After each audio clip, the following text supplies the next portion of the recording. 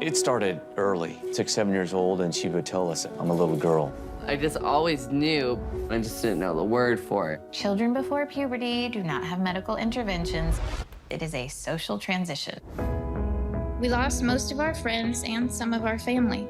My family really doesn't talk to me. My mother thinks I'm a child abuser. Jay was able to get his birth certificate changed to male. This is not a pleasant time to be out and visibly trans. Girl boy is a boy want to be a girl. You identified as girl boy. Nuh-uh, me boy.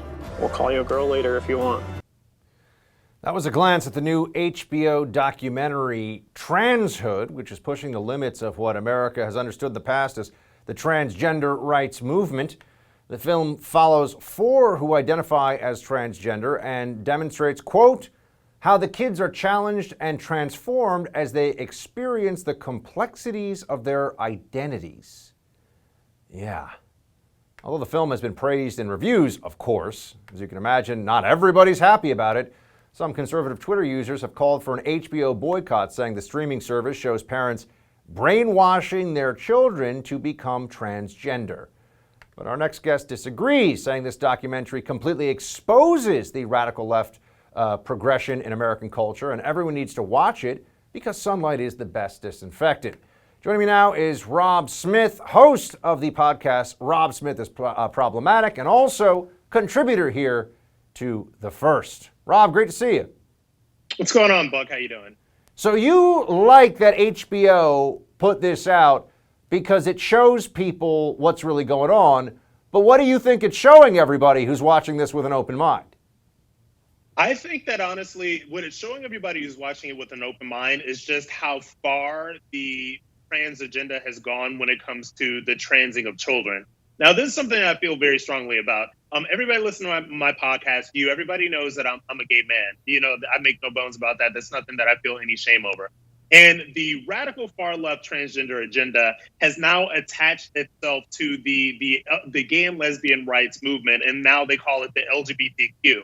And the thing about it is that I don't think that this is something that is conservative or liberal to have an opinion about this, because there are liberal gay and lesbian friends that I know that come to me privately, of course, because they can't say this publicly, but they say, Rob, I understand the rights of transgender adults to live their lives. Like, I get that. But now all of a sudden there is this enhanced focus on transgender children. And this is something that has dovetailed completely with the explosion of social media right now over the past 10 years. Now, I do believe, and this is where this what gets me in trouble on the right sometimes, I do believe that there are people that have been transgender, that have always been transgender. This is something that has always happened. There's cases that go back very far. This idea that 8, 9, 10-year-old and that sometimes 3 and 4-year-old children are somehow transgender is a very new phenomenon that is being pushed by the far left and that is being pushed by the mainstream media. And I think that it is okay to question this stuff, particularly when it comes to medical intervention on these kids. Now, Abigail Shrier, I'm going to give her a little promo right now. She did this really amazing book. It's called Irreversible Damage. It's about the sudden rise of what they call sudden rapid onset gender dysphoria among young teenage girls. This book is riveting. The book is very compassionate, but yet some on the radical left still want that book to literally be burned because they don't even want people to have the conversation. So as much as I am against what's going on in this movie, as much as from what I have seen, it's absolutely insane, I do believe that it should be there, because if this is going to open people's eyes to what is going on the far left LGBTQ when it comes to kids, then I'm all for it. Let's switch gears for a second because there's a lot going on in the culture war that has to do directly with entertainment, media, publications. Penguin Random House, you might have seen some of this, my friend. They put out a statement about Jordan Peterson's new book. We announced yesterday we will publish Jordan Peterson's book, Beyond Order, this coming March. Immediately following the announcement, we held a forum and provided a space for our employees to express their views and offer feedback. Our employees have started an anonymous feedback channel, which we fully support. We're open to hearing our employees' feedback, answering their questions. Okay, whatever, that's a pretty bland statement. The stuff that their Penguin Random House employees are saying, Rob, is incredible. This is about Jordan Peterson. Quote, he's an icon of hate speech and transphobia, and the fact that he's an icon of white supremacy, regardless of the book content. I'm not proud to work for a company that publishes him. People were crying in the company meeting, yes, lib tears, about how Jordan Peterson has affected their lives. This was my personal favorite.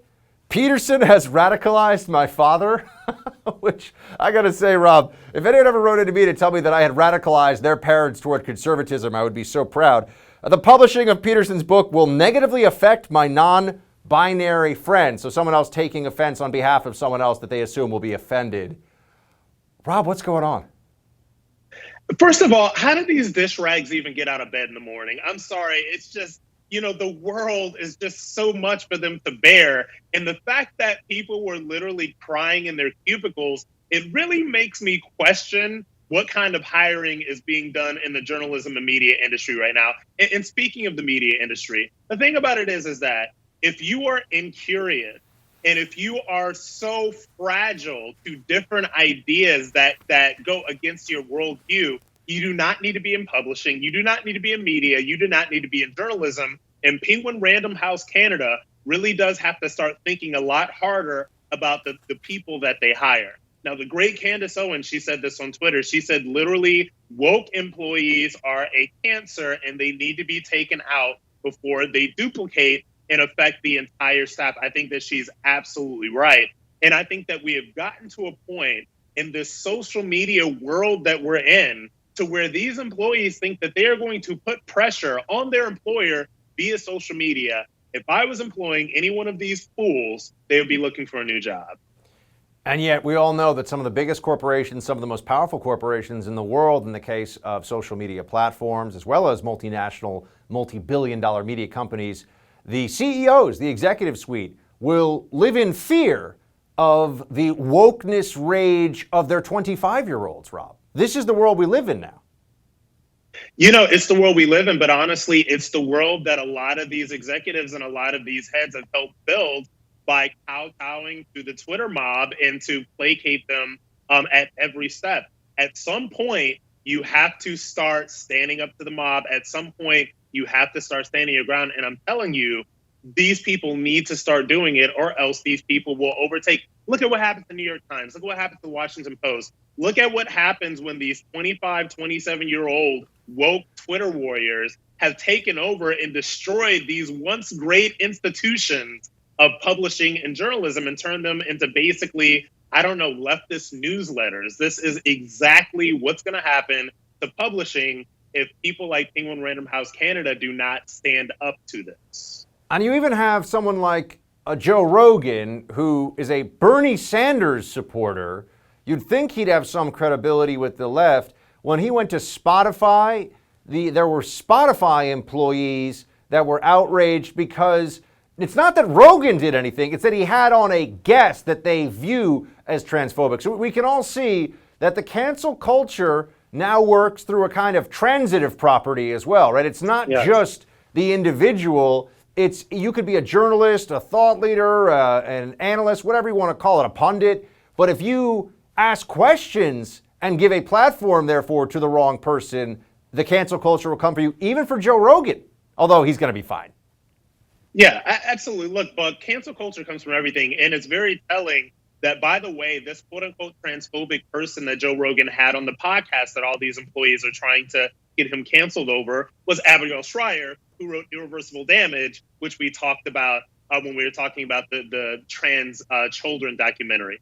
And look, like I said, this stuff is going to continue to happen as long as it's given energy by Spotify, by Penguin Random House, by the people that run things, the people that really run things at these places. Because woke Twitter, 25-year-old Twitter engineers are engineers at these places, or little assistant editors or whatever. They don't run anything. They are lucky to be working.